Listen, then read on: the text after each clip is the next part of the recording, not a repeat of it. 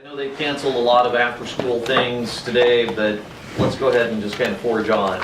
I'm going to go through and give you a whole series of questions. These could be not only essay questions, but forms of these could be short answer. So, and then I'm going to go run through a long list of what potential IEs could be as well. I'll be happy to answer any questions that you have. Question number one, what are the basic beliefs of Martin Luther and how did his ideas influence Europe? What are the basic beliefs of Martin Luther and how did his ideas influence Europe? Of course, he's the building block of the, probably the most important figure when you look at the Protestant Reformation. By the way, what would be kind of like the basis, if you had his core belief, what would it be boiled down to? Well, it's Protestantism, but priesthood of the believer. Okay? There are several other things too. Second question. Explain how the Renaissance influenced the Western world. Explain how the Renaissance influenced the Western world. What are the traits or characteristics of Renaissance humanism? Explain how the Renaissance influenced the Western world. What are the traits or characteristics of Renaissance humanism?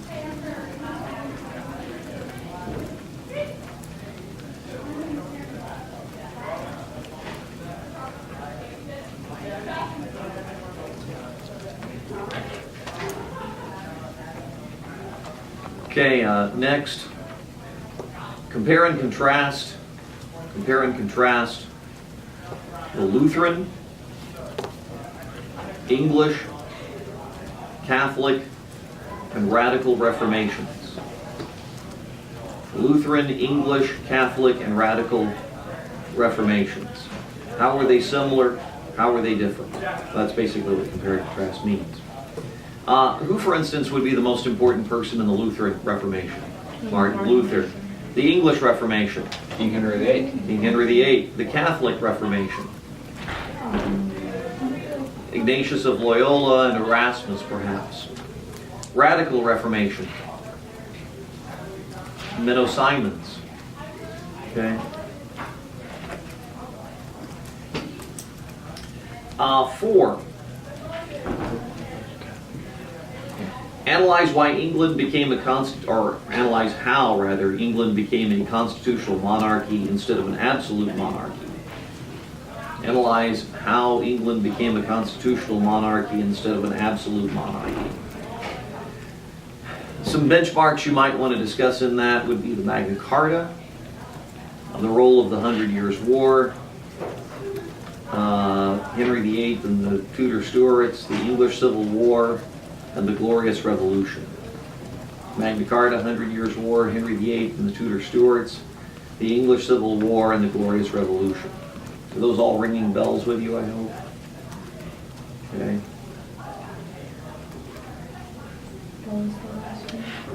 Glorious Revolution. Okay. Next one. Analyze why France became an absolute monarchy during the early modern era. Analyze why France became an absolute monarchy during the early modern era. So with that, you might discuss kind of the fallout of the 100 Years' War, where nobles rebelled against the crown in favor of England. The wars of religion, the Huguenots, the Bourbons and the Guises. The rise of the Bourbon dynasty with Henry of Navarre and the Edict of Nantes, and then the rule of Louis XIII, and of course culminating with Louis XIV, the building of Versailles, the War of Spanish Succession, and all that stuff. 6. Am I going too fast for you? No? Okay. 6. Explain why witchcraft persecution increased during the early modern period. Explain why witchcraft persecution increased during the early modern period.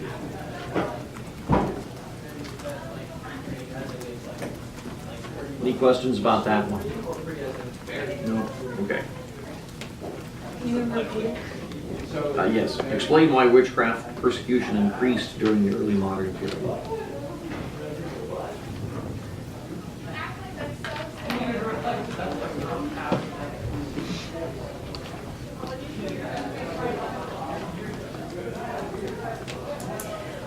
7. Analyze why Spain rose and then declined as a power during the early modern period. Analyze why Spain rose and then declined during the early modern period. Keep in mind, part of the reason why it rose is Ferdinand and Isabella. Their marriage helped consolidate the kingdom. You had the Reconquista, in which they conquered the Muslims or the Moors in 1492. The other reason for the expansion is the discovery of the New World by their sponsorship of Columbus, and then that New World Empire. Why did it decline? Cheering snacks for the cafeteria. What did Charles V do? The Spanish king and Holy Roman Emperor, he spent almost all of the wealth from the New World.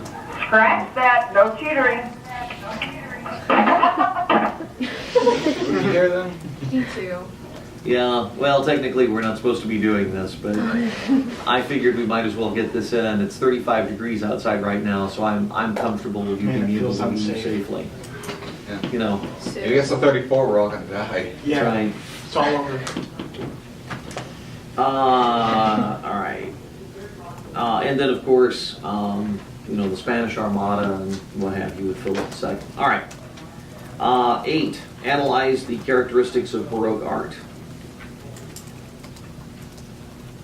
We kind of went through some of those characteristics last Thursday and in third hour, and then we went through them today in sixth hour. Any questions about those? That video, by the way, on Baroque art is posted in Classroom, so you can take a look at that if you have questions. Explain how and why the 30 Years' War was so significant. Another way of looking at it is like, how did the 30 Years' War change Europe? It kind of changed the glue from religion to nationalism. It changed warfare and a variety of different things. Okay, questions? All of those make sense to you? And these are all the big topic questions that I've had on the board for the semester, so they shouldn't be any surprise for you. Let's talk about possible IDs here. And you know what you need to do on an ID, right? Who, what, when, where. Who, what, where? Charles V.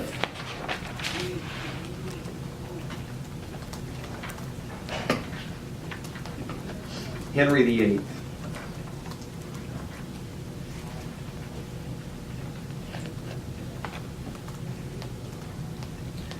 Martin Luther.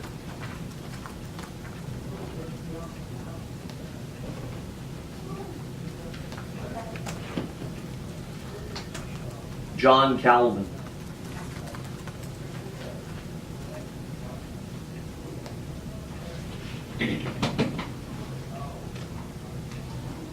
Erasmus.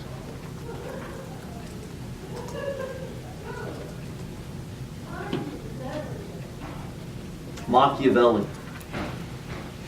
Remember Machiavelli?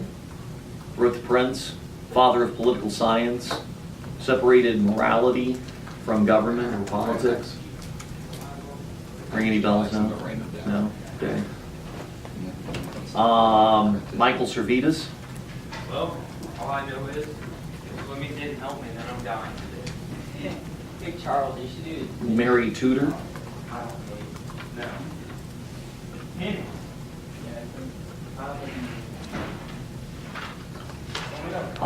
Elizabeth Tudor, or Elizabeth I. Is Kyle really? Menno Simons. Remember Menno Simons? Founded Old Time Pantry.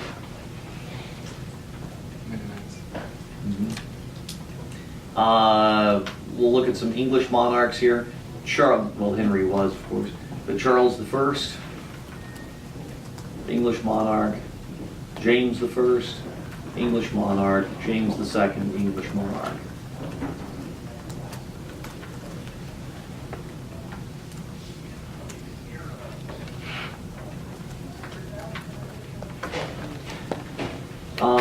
Henry of Navarre, or Henry the Fourth Bourbon, French monarch. Remember, he's the guy who was the lead Bourbon or Protestant in the French Wars of Religion, and signed the Edict of Nantes, said Paris was worth a mass to become French king. Huguenots, remember what Huguenots were? French Protestants, very good. The Edict of Nantes, remember what that was? That was the declaration that Henry of Navarre or Henry IV put forth, saying, arguing for religious toleration in France in 1598.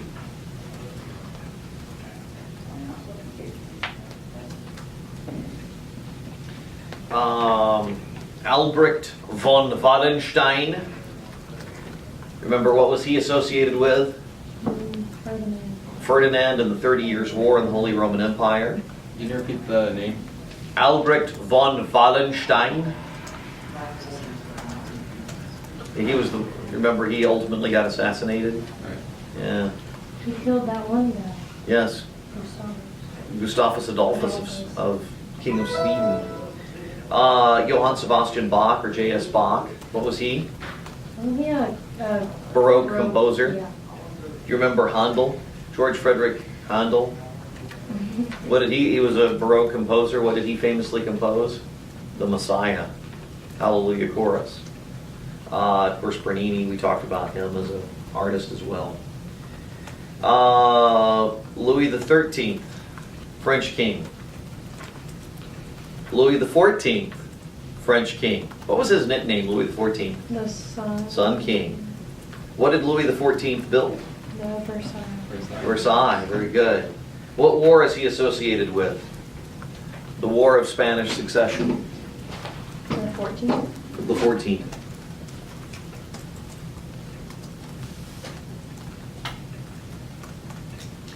Cardinal Richelieu.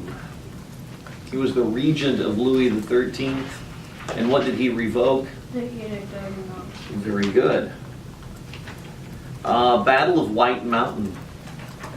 Was that whenever they killed a lot of Protestants? Yes. Who are they who killed them? The Ferdinand Charry, yes. Very good, 1621. That had the engraving of the Tree of Death. Fun stuff.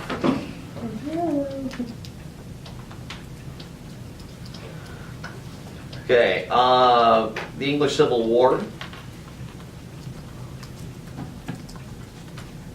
Remember what that was? Cavaliers and Roundheads? Was that for Parliament? Yep, that was the two sides in the English Civil War. Who did the Cavaliers support? King. King. Who did the Roundheads support? Parliament. Very good. Oliver Cromwell. Remember him? The Lord Protector, leader of the Puritans in Parliament during the interregnum English Civil War. Glorious Revolution of 1688. Remember what that is? Well, who's the king they fired? James II. James II. Ferdinand and Isabella of Spain.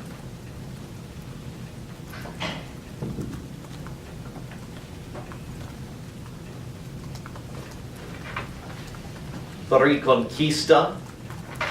Remember what that is? Yeah. Okay. Philip II of Spain and the Spanish Armada.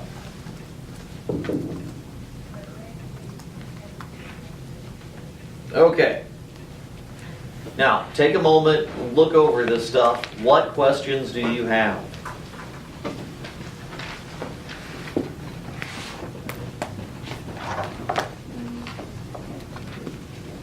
Do you have any questions? No questions. Is the Radical Reformation the one with the military? Mm-hmm. It's the Anabaptists, the Mennonites, that group.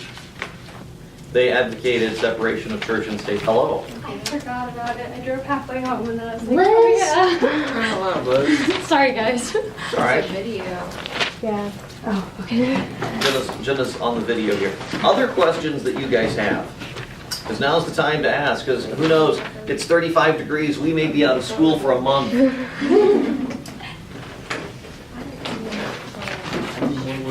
Oh, who is Machiavelli? I don't know. Machiavelli, Yeah, Machiavelli. he was a Florentine civic humanist. He wrote The Prince. He is the father of modern political science. He separated morality from what? Ruling, from power. He says, what does a good prince got to do? Wield that power. Does he have to be good? Does he have to be ethical? Does he have to love Jesus? Who separated them? Morality from power, from political power. One of the questions he asked in The Prince, is it better for a prince to be loved or feared? What did he say? Beard. Feared.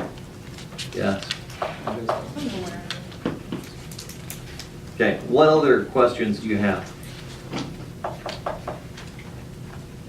Any questions, Sarah? Haley? Oliver Cromwell. Okay, Oliver Cromwell is associated with the English Civil War. He was the leader of the Puritan Protestants. He was the leader of the Roundheads. And once Charles I was decapitated, captured and decapitated, who ruled England as Lord Protector? Oliver Cromwell. Until his death. And then they put Charles's brother back on the throne. Okay, other questions? Questions? Is that they've canceled all school for the next month? No, it's just tweets. Oh, Tweets about canceling school. news about canceling school? No, none of them What? came from Farmington. Okay. All from the Department of Defense. Oh, thank you. Abby.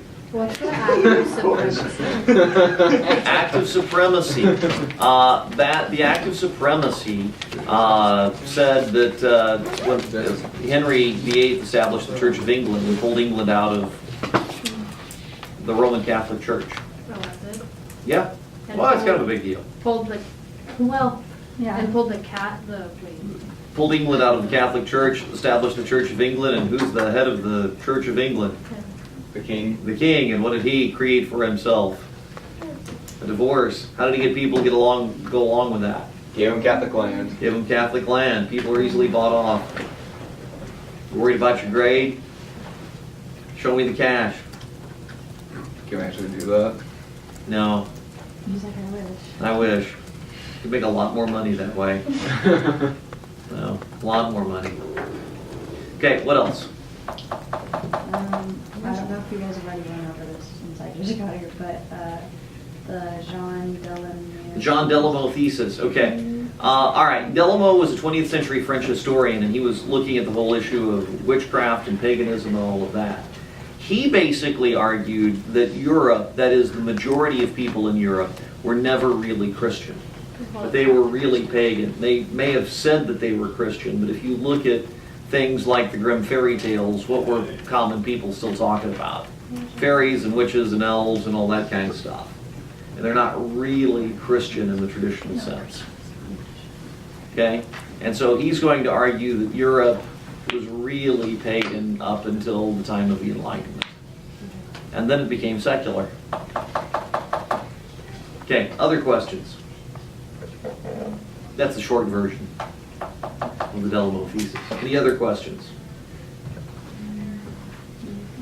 You guys know all of this?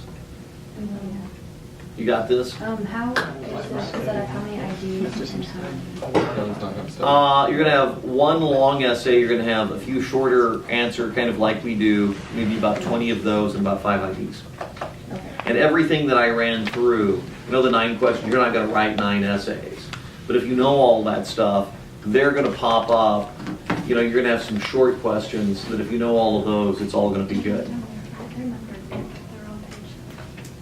Anything else? Questions, Hannah? Carter? Bellin? Jenna? Can you like go through the Tudor Stuart and tell me who is who? Because I get Sure. the Henrys and them. mixed Yeah, up. I can help you with that. Tudor Stuart, okay. The founder of the Tudor dynasty is Henry Tudor, or Henry VII. He comes to power basically at the end of the War of the Roses by his forces killing Richard III in battle, okay, at Bosworth Field in 1485. That's the last time an English monarch actually dies, and I think we discussed how how Richard III's body was discovered not too many years ago in a shopping mall parking lot out there, or buried under a shopping mall parking lot outside of London. Well, Henry Tudor, Henry VII, now King of England, basically wanted to make sure that he got in league with the biggest power in Europe at that time, which was Spain. So he had his oldest son, Arthur, marry Catherine of Aragon, the daughter of Ferdinand and Isabella. The only problem was, not long after the marriage, what happened to Arthur? He died. He died. So then he had Catherine of Aragon marry his second son, Henry. And so when Henry becomes king, Henry becomes Henry VIII. There's only one problem with Catherine as his spouse. They only are able to conceive and have a girl child, and that's Mary Tudor. Okay? But, and he desperately needs a son, because what had been the cause of the War of the Roses? They didn't have an heir. They didn't have a male heir. So he tries and tries and tries, and she tries and tries and tries, and they are unable to have a male heir. So ultimately, he gets Anne Boleyn pregnant, who is a Protestant noble, or I'm sorry, who is a noblewoman, rather, I should say, in England, a courtier. But for that child to be an heir, what has to happen? They have to be legitimate, they have to be married. He asks the Pope for an annulment, this Henry VIII. The Pope says, I can't, because Charles V, the Spanish king and Holy Roman Emperor, says, don't do this to his aunt, Catherine, so we can't go there. Long story short, he sees what Luther had done with Protestantism, declares the Act of Supremacy, and declares England a Protestant nation, and Henry VIII, the monarch, is head of the Church of England. He grants himself a divorce, marries Anne Boleyn. Unfortunately, the child is a girl, Elizabeth. He then beheads her, marries again Jane Seymour. He's going to end up having a boy child, Edward, and unfortunately, after 3 more wives and everything, Henry dies in 1547. Edward rules for 6 years from 1547 to 1553, but he's a teenage boy, has no children. So when he dies, in 1553, who comes to the throne? Mary. Mary Tudor. And her nickname is Bloody Mary, because religiously, what was she raised as? Catholic, and she tried to reinstitute Catholicism and seize those Catholic lands back. Ultimately, she was also romanced by Philip, King Philip of Spain, and if they had gotten married, what would Philip end up being? The king of both, which would have made England less important to a province of Spain. So long story short, English nobles overthrow Mary, and they put Elizabeth on the throne in 1558. Elizabeth Tudor rules from 1558 to 1603. It's a golden age because she's Protestant, restores Protestantism to England, and it becomes Protestant evermore. She encourages privateers to, like Sir Francis Drake, to loot the Spanish galleons as they're bringing gold and silver. Folks like Francis Drake do this. She also encourages New World settlement. For instance, the colony of Virginia is named after her as the Virgin Queen. And this is kind of the flowering of culture in England. This is the height of the Renaissance in England. I mean, William Shakespeare is doing his thing at the Globe Theatre during her reign. The one problem is she didn't have an heir because she didn't get married. And so she invites her cousin, James VI of Scotland, to succeed her, and when James VI becomes king, James VI of Scotland becomes king, he becomes James I of England.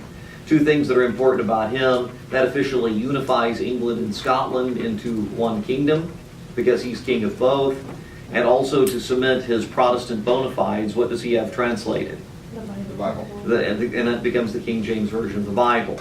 When he passes away in 1625, his heir Charles I becomes king. Charles I wants to be an absolute monarch, and he flouts the power, ignores the power of Parliament, ultimately leading into the English Civil War conflict between Cavaliers who support the king and his absolutist claims, and the Roundheads led by Oliver Cromwell and the Puritan Protestants. Ultimately, Charles I is captured and decapitated. And for about a 10-year period, between 1650 and 1660, there's something known as the interregnum, or the rule between kings, and Cromwell as Lord Protector rules. Yes, ma'am? Is Charles a steward? Charles is a steward. From James on, they're stewards. Wait, James is a steward too? James is a steward. Elizabeth is the last Tudor. James is a steward. Okay? After Cromwell dies, they invite Charles I's brother to rule. He takes the regnal or ruling name Charles II, and he's king until 1685. And his heir is James II, who wants to be an absolutist. And what does Parliament do in 1688? Glorious Revolution. Glorious Revolution. They fire him, assert Parliament's primacy, and constitutional monarchy from here on out in England. And in 1689, Parliament writes the English Bill of Rights, which declares certain basic natural laws that all Englishmen have, which ours is modeled after. And that's the end. And that's the end of the Tudor-Stuart dynasty, because Parliament invites William and Mary of Orange to come and rule. And that's the Tudor-Stuarts. Any other questions? It's the Tudor-Stuarts in 6 minutes or less. Anything else? It's 35, guys. Fear for your safety. Any other questions? Questions? Can you go through the Spanish Armada? Spanish Armada, sure. Spain had one of the greatest navies of the 16th century. And they had big galleon ships which had been used to transport gold and silver from the New World back to Europe. However, the English had small, fast ships that a lot of times would attack these galleons. Ultimately, because of English, seizure, robbing of these Spanish galleons, King Philip of Spain decided to send the Spanish Armada, or the Spanish fleet, to invade England. And there were some good English military decisions in this, but ultimately what destroyed the Spanish Armada was a hurricane. And in an era before the Enlightenment, if a big natural event like a hurricane came and sank a lot of the Spanish ships, what did a lot of people assume? God was not on your side. God was not on your side. And it prevented Spain from invading England, and more to the point, destroyed Spain's navy. Who's going to end up becoming the major naval power in Europe after this? Britain, and that's going to be the building block of their empire. Okay? That make sense? Yeah. So was the only thing that we need to know about William and Mary of Orange is that they got invited to rule after? Yeah, I mean they're the coronation of the, if you will, of the constitutional monarch. And every British monarch after that's going to be a constitutional monarch, no questions asked, including our current Elizabeth II, who's been monarch since 1715. No, it just seems like 1715. It hasn't been that long. 52 was when she was. Yes, 52 to now. I mean, her husband is 97. Old. You know, they make me feel young though. And that's all. 48-year-old, I feel so young compared to Prince Philip. And I guess they're like newborns. That's right. Any other questions? Happy to answer questions. Also happy to let you go home. Do you know about Keith Thomas? Keith Thomas, just in that general kind of idea about explaining Okay. about witchcraft. There won't be a Keith Thomas ID. Do you understand Keith Thomas's argument? Sure. Okay. Anything else?